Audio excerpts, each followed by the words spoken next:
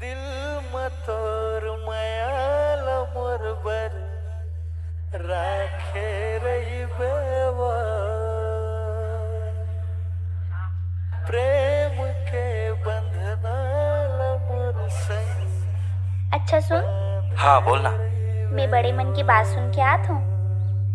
का कहा तरीस बड़े मन? हमर बिहाव के बात चलत है।